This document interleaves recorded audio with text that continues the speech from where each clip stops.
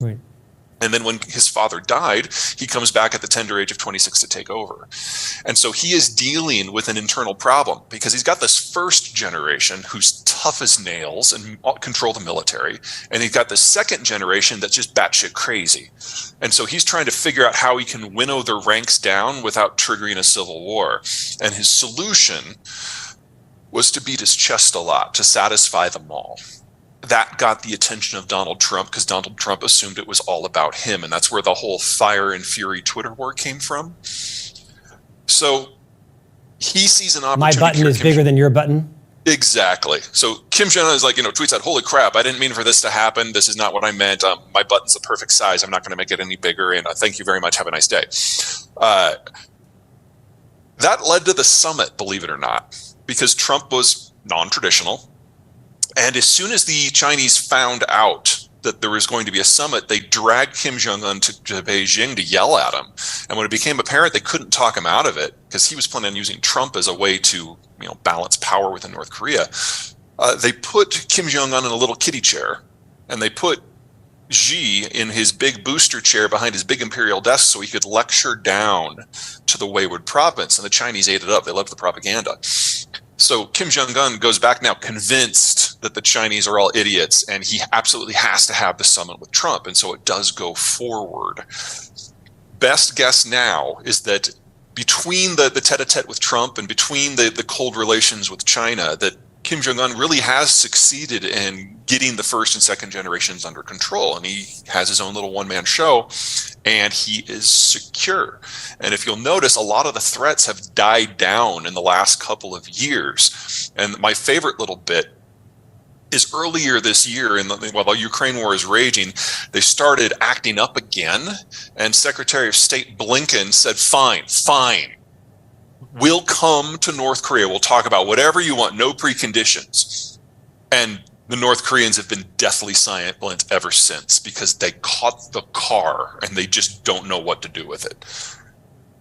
3/4 of global agricultural shipments, manufacturing supply chain steps, and energy shipments travel the ocean blue. And 2/3 of all of those shipments travel the ocean blue in East Asia. Without freedom of the seas, the global system as we understand it doesn't just die, it just has no possibility of existing. And you are talking then about not just mass famine, but the mass deindustrialization of large portions of the planet, with China being first in line.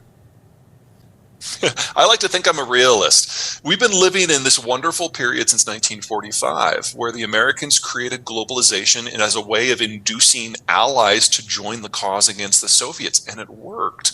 But never forget that for the United States, this was never an economic plan. It was a security play, and it worked. But that made everyone's economies dependent upon how the Americans view their own security. And after 1992, our view of our security has changed. We don't see the Cold War as this overwhelming threat anymore. Even with the Russians being back on the warpath in Ukraine, that hasn't changed American minds on globalization. If anything, it's reinforced it. Because if you look at all the deals that the Russians are if you look at all the deals that the Americans are cutting with the Japanese, the Europeans, and everyone else on the war, every single one of them is 100% purely security. None of them are guns for butter deals where there's some sort of Bretton Woods or globalization 2 on offer. In fact, every trade tariff, every trade war that Donald Trump initiated, the Biden administration has doubled and tripled down on, except for one out of over 80. We're done. And if we're done, we are honestly just kind of marking time until something in this system breaks. The Ukraine war very well could be that thing. Absolutely started the war, just in case there was any doubt there. You got to look at the Russian space. The territory that they live in from Central Europe out into Siberia is some of the world's worst farmland. You can grow one crop of short season wheat and that's about it. So the Russians have never been able to have a national road network. They've never had the money. Everything has to be moved by rail. And so their forces move very, very slowly. They have to literally walk places. And if you look at the area around where they live, there are a lot of open territories that are useless. They're near desert, they're near Arctic. And then beyond that are some actual barriers, places where there are deserts or seas or mountains. So the Russian strategy going back over 3 centuries has been to advance out of their kind of crappy land through the really crappy land on their shoulders and then get to those geographic barriers where you can't run a panzer division through it. And then they forward position those very, very slow-moving troops on the access points between those barriers. Unfortunately for Ukraine, they're not in those barriers, but they're on the way to two of them. So from the Russian point of view, what's going on in Ukraine is like phase 5 of an 8-part plan. The Russians have done this multiple times in other countries in the former Soviet world since 1992. And if they succeed in Ukraine, they will push on. And the next line of countries that would allow them to actually control those access points include Romania and Poland, both of which are NATO countries. I was counting. I think that was 18 questions. Let me do my best. Answer them all. All right, let's start with this straightforward bit.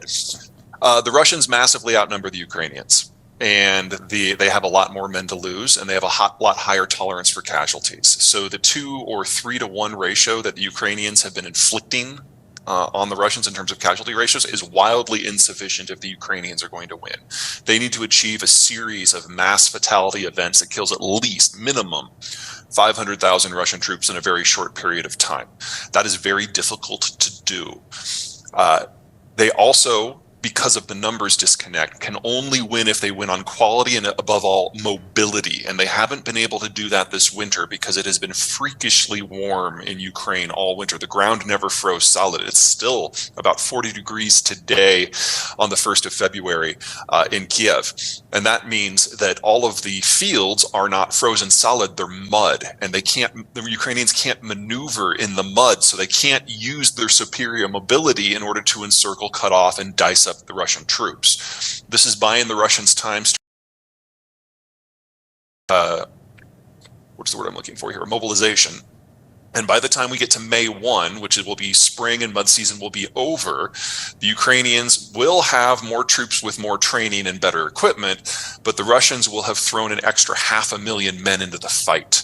So we're going to find out very, very soon, certainly before the end of June, which of these battle strategies is going to be more effective. And the numbers absolutely favor the Russians. Because remember, unless the Ukrainians can inflict 8 to 1 casualty ratios, they still lose. But if they can pull that off and completely break Russian military power, then it's game on. We will know by mid-June just who's going to win this war. Now, step 2, the impact that this has on all those economic issues you were bringing up. The Russians are a major producer or processor of any number of industrial and agricultural materials that just don't have good substitutes anywhere. On the agricultural front, potash is the most important one. In terms of industry, I'd say chromium and nickel are probably near the top because you can't make steel without them. All of this stuff has been maintained, all this infrastructure has been maintained not by the Russians, but by Westerners who are no longer there.